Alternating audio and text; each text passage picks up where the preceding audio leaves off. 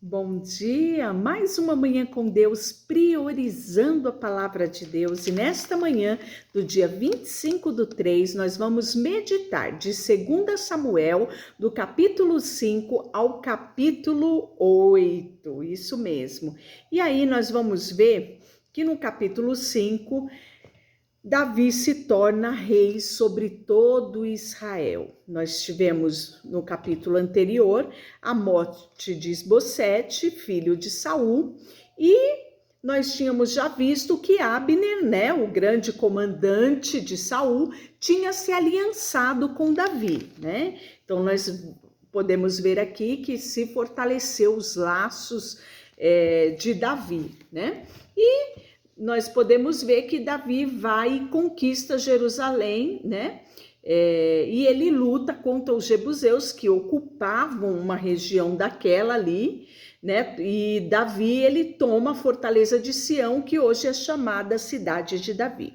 Então, por esta batalha, todo o povo viu o empenho de Davi, né? Que foi morar nessa fortaleza, e ela passou a ser chamada Cidade de Davi, e ampliando assim, ele tornando cada vez mais poderoso, e o texto fala porque o Senhor era com ele, né? Aí nós vamos ver que no próprio capítulo 5, versículo 12, Irão, rei de Tiro, envia a Davi mensageiros com madeira de cedro, carpinteiros, pedreiros, para que construísse, né, na fortaleza de Davi, né, o palácio do rei, isso mesmo. E aí eles construíram, né?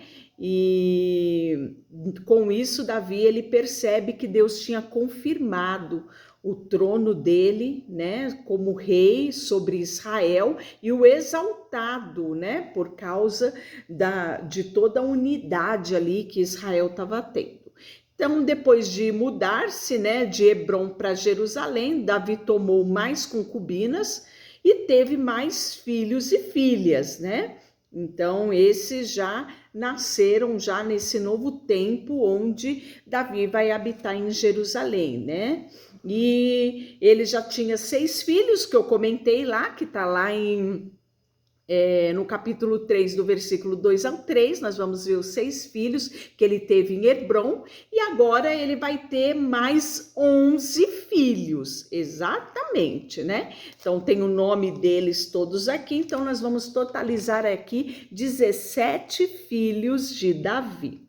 E nós vamos ver também que Davi, mais uma vez, vai derrotar os filisteus, né? Quando eles ficam sabendo que Davi tomou a fortaleza, né, e que ele foi ungido rei de todo Israel, né, eles mobilizaram tropas para capturar Davi, né? Então Davi pergunta ao Senhor se ele deveria ir lutar com os filisteus e se o Senhor os entregaria na sua mão, e o Senhor respondeu a Davi: sim, vá, pois eu certamente entregarei em suas mãos. Então Davi foi a Baal Perazim, e ali derrotou os filisteus e exclamou: o Senhor interrompeu no meio dos seus inimigos com uma violência inundação.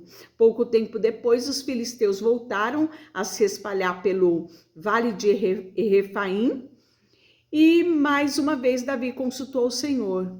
E aí Deus disse: não os ataque pela frente, em vez disso, dê a volta por trás dele e ataque perto dos álamos, né? E assim foi o sinal do Senhor,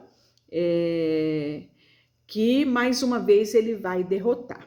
E aí, com a unanimidade, né, do povo de Israel, que coroou Davi como rei, Davi toma uma decisão: vamos buscar a arca do Senhor, né? Lembra? Na época de Samuel, de Eli ainda, a arca tinha sido tomada, e Davi resolve trazer a arca para perto, a arca para Jerusalém.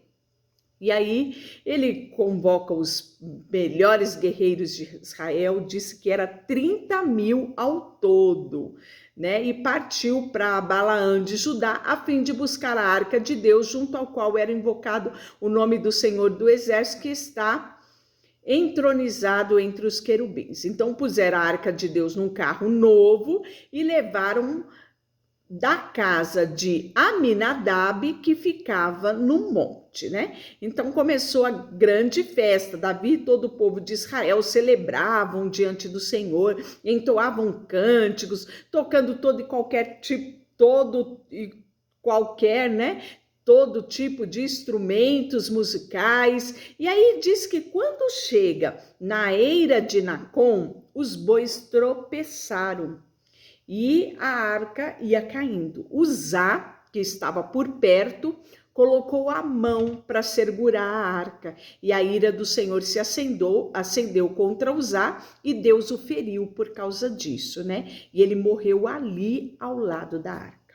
Quando isso acontece, o texto fala que Davi ficou indignado, porque a ira do Senhor interrompeu contra Uzá, e ele chamou aquele lugar de Perez Uzá, como é conhecido até os dias de hoje. Davi teve medo do Senhor e perguntou: poderei levar a arca do Senhor? Então resolveu transferir a arca do Senhor para a cidade de Davi. Em vez disso, levou para a casa de Obed-edom, na cidade de Gate. E aí todo mundo volta para Jerusalém, né? O texto diz que a arca do Senhor ficou na casa de Obed-edom, em Gate, por 3 meses, e o Senhor abençoou Obed-edom e toda a sua família. Olha que coisa extraordinária. A arca do Senhor simbolizava ali a presença de Deus. Então, Obed-edom teve o privilégio de receber a presença de Deus na casa dele. E foi nítido. Ele e toda a família dele foi abençoada. E aí disseram para o Davi, né? O Senhor tem abençoado a família de Obed-edom e tudo que ele possui por causa da arca de Deus. Então, Davi foi até lá e com grande festa levou a arca de Deus, né, para a cidade de Davi. Só que desta vez, né, Davi fez da forma correta. Por que houve a morte de Uzá? Porque a arca não podia ser carregada em carros de boi, né? Ela deveria ser carregada sobre os ombros do sacerdote. Davi chama 400 guerreiros, né? Foram isso, 400 guerreiros que eu falei? Não, foi 30.000. E não tinha que ir guerreiro coisa nenhuma. Quem tinha que ir eram os levitas, os sacerdotes, para transportar a arca da forma que Deus tinha ordenado lá em Levítico, em Deuteronômio. Deus foi muito claro em relação a isso. E Davi se esquece dos protocolos, né, do cerimonial que Deus tinha dado. E aí, agora, né, depois desse episódio, ele vai e realmente ele leva o sacerdote. O texto fala que ele dava 6 passos e Davi sacrificava um boi e um novilho.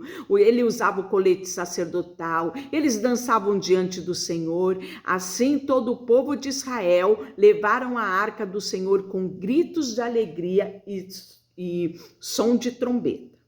Quando ele entra na cidade de Davi, o texto diz que Mical, esposa dele, que era filha de Saul, olha pela janela e vê Davi saltando, dançando, e diz que ela encheu-se de desprezo por Davi, né?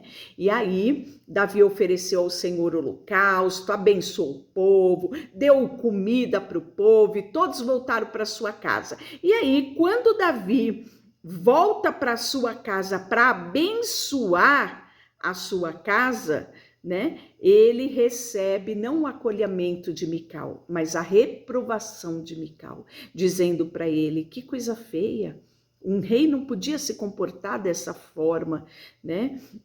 Os homens normais poderiam fazer isso, mas não o rei de Israel. Como o rei de Israel se mostrou digno de honra hoje, exibindo-se sem qualquer vergonha diante das servas, né? Como um homem vulgar, foram as palavras de Mical. E aí Davi respondeu: eu dançava diante do Senhor, que me escolheu em lugar de seu pai e toda a sua família. Ele me nomeou líder de Israel líder do seu povo, por isso eu continuarei a celebrar diante do Senhor. Estou disposto a me tornar ainda mais desprezível e até mesmo ser humilhado aos meus próprios olhos, mas as servas que você mencionou certamente me considerarão digno de honra, né? E o texto fala que Mical, filha de Saul, não teve filhos até o final da sua vida.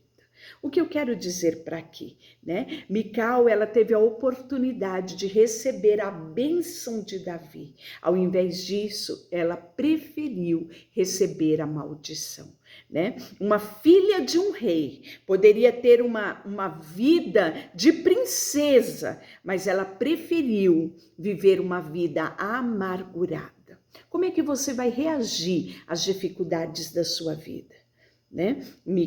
Mical, ela nos mostra, né, que não basta ser princesa, se não tiver a atitude, um coração sincero, contrito e quebrantado, ao invés de bênção, terá maldição, né? Então, Mical tem muito para nos ensinar, né? E nós podemos ver o paralelo dela em relação a Abigail, uma mulher que teve um marido tão duro, né? Que era um homem desprezível.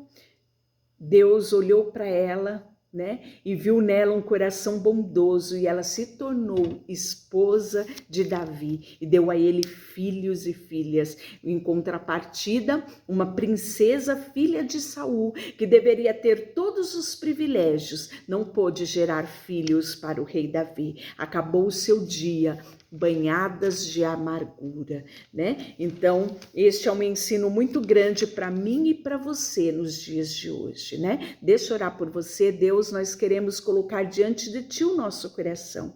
Livra-nos, papai, sabe, de termos corações rancorosos, de sermos julgadores, de estendermos o dedo, mas, Senhor, encontra em nós um coração grato, um coração disposto a aprender todos os dias aquilo que o Senhor quer nos ensinar. Queremos consagrar a Ti tudo que temos e somos, em nome de Jesus. Amém. Deus te abençoe.